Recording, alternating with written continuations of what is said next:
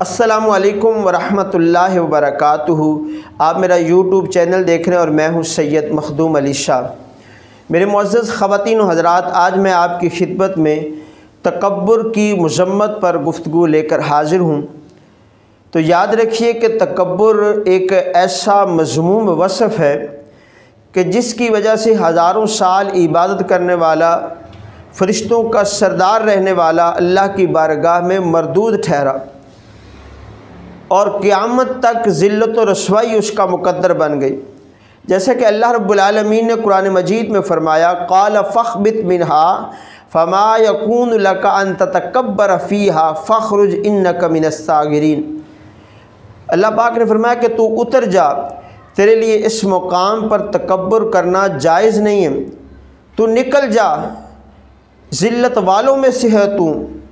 میرے محترم بھائیوں، پہلے تو آپ یہ سن لیجئے کہ تکبر کس کو کہتے ہیں، اور پھر اس کی مذمت پر 4 حدیث پاک آپ کی خدمت میں رکھوں گا۔ آسان لفظوں میں تکبر کی تعریف یہ ہے کہ بندہ اپنے آپ کو بڑا جانے اور دوسروں کو کم تر جانے۔ اب چاہے وہ دنیا کے شعبے میں ہو یا دین کے شعبے میں ہو، کہ ایک بندہ ہے وہ دنیا میں بہت زیادہ مالدار ہے، گاڑیاں ہیں اس کے پاس، بنگلے ہیں، نوکر چاکر ہیں، سیکورٹی گارڈ ہیں، تو وہ کسی غریب کو دیکھنا گوارا نہیں کرتا، سلام لینا گوارا نہیں کرتا، وہ اپنے آپ کو بہت زیادہ بڑا سمجھتا ہے، تو یہ تکبر ہے۔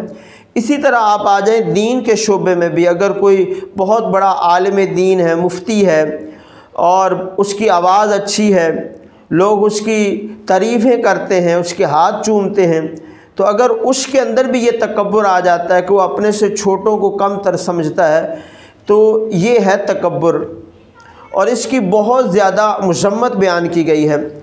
اب آپ تکبر کی مذمت کے بارے میں 4 حدیث پاک سنیے۔ سب سے پہلے حضرت سیدنا حذیفہ رضی اللہ تعالیٰ عنہ سے روایت ہے کہ رسول پاک صلی اللہ تعالیٰ علیہ وآلہ وسلم نے ارشاد فرمایا کہ تمہیں اللہ کے بدترین بندوں کے بارے میں نہ بتاؤں؟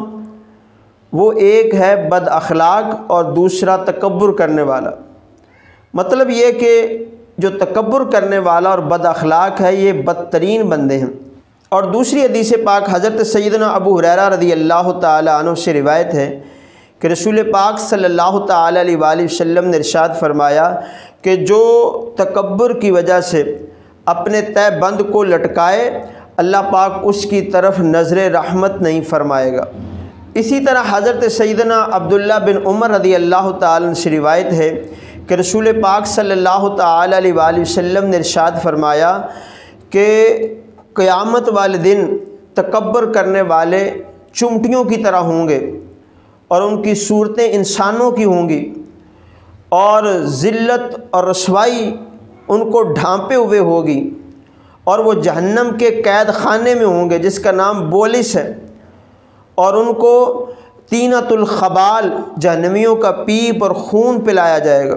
اسی طرح چوتھی حدیث پاک میں حضرت سیدنا عبداللہ بن مسعود رضی اللہ تعالیٰ عنہ سے روایت ہے کہ رسول پاک صلی اللہ تعالی علیہ وسلم نے ارشاد فرمایا کہ جس کے دل میں رائی کے دانے کے برابر بھی تکبر ہوگا، وہ جنت میں نہیں داخل ہوگا۔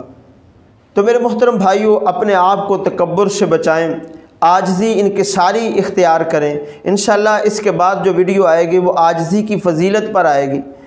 تو اپنے آپ کو تکبر سے بچائیں، عاجزی اختیار کریں، جو کہ اللہ کو بہت زیادہ پسند ہے۔ تو اللہ پاک آپ سب کا حامی و ناصر ہو۔ جزاک اللہ خیرہ۔